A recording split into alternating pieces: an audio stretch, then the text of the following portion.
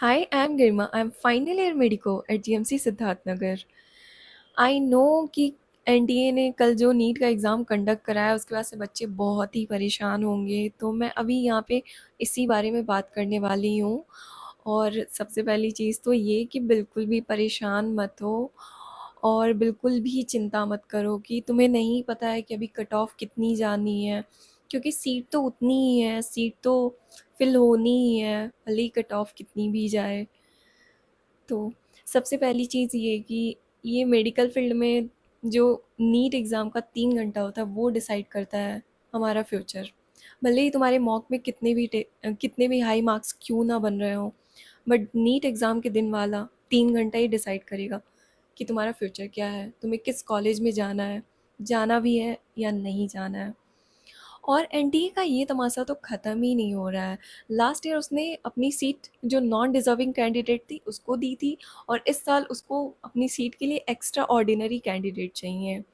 NDA करना क्या चाहता है एक्चुअली? एनडीए ने अपने पेपर का लेबल ऐसा कर दिया है कि बच्चा अगर मॉक में 680 या फिर उससे अबव स्कोर कर रहा है तभी जाके वो नीट में सेलेक्ट हो पाएगा। तो जो मेजॉरिटी ऑफ बच्चे हैं उनका क्या होगा? मेजॉरिटी ऑफ बच्चे तो एवरेज ही होते हैं, मोस्टली बच्चे वही सेलेक्ट भी होते थे। तो उनका क्या होगा? जो एवरेज स्टूडेंट हैं जिन्होंने साल 2 साल प्रिपरेशन की, अपना पैटर्न समझा, उसमें इन्वेस्ट किया अपना टाइम, और फाइनली पेपर देने गए और पेपर ऐसा आ गया और उनके मार्क्स बिलो 500 बन रहे हैं, तो उनका क्या होगा? ये सब बातें आप लोग के भी दिमाग में चल रही होंगी। आई नो आप बहुत ज़्यादा परेशान होंगे इन चीज़ों से। इसमें सबसे ज़्यादा लॉस तो उन बच्चों का हुआ है जो 2 या 3 साल के ड्रॉपर हैं। उन्होंने 2-3 साल इसमें इन्वेस्ट किया कि चलो पेपर का पैटर्न समझा, उस बेसिस पे अपनी तैयारी की कि हाँ सिलेक्शन लेके एमबीबीएस की एक सीट लेंगे। लेकिन पेपर इतना टफ बन गया था कि उनके मार्क्स भी बिलो 500 जा रहे हैं। तो अब उनके पास तो कुछ ऑप्शन ही नहीं है। वो ड्रॉप लेने के लिए भी नहीं सोच सकते हैं और इस फील्ड को छोड़ने के लिए भी नहीं सोच सकते। तो उनका आखिर क्या होगा? आई नो कि अभी तुम लोग बहुत ज़्यादा परेशान होगे इस चीज़ को लेके कि क्या ही होगा, और कुछ लोग तो ऐसे भी होंगे जो आंसर की मैच ही नहीं करना चाहते होंगे। वो डर रहे होंगे कि अगर मैंने आंसर की मैच कर लिया तो कहीं मेरे मार्क्स इतने कम ना आ जाएँ, फिर मैं क्या करूँगा या फिर मैं क्या करूँगी? तो ऐसे भी लोग होंगे, और कुछ तो ऐसे होंगे जिन्होंने आंसर की मैच कर लिया होगा और उनके मार्क्स बिलो 500 या बिलो 600 ऐसे बन रहे होंगे, और उन्हें पता ही नहीं होगा कि कट ऑफ कितनी जानी है, मुझे सीट मिलेगी या नहीं मिलेगी। कोई भी बच्चा जब कॉम्पिटिटिव एग्ज़ाम का प्रिपरेशन करता है तो सबसे पहले वो प्रीवियस ईयर के क्वेश्चंस देखता है और उसके बेसिस पे पैटर्न को समझता है, और वो डिसाइड करता है कि मुझे ऐसे-ऐसे प्रिपरेशन करनी है, ऐसे-ऐसे इस टाइप के क्वेश्चंस बनेंगे।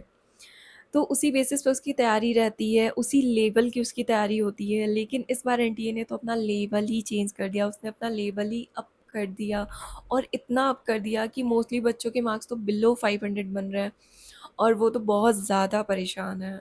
मेरी एक फ्रेंड से मेरी बात हुई तो उसके लास्ट ईयर 640 के अप्रॉक्स बन रहे थे, और इस बार उसके बिलो 500 मार्क्स बने हैं, और वो तो बहुत ही परेशान है।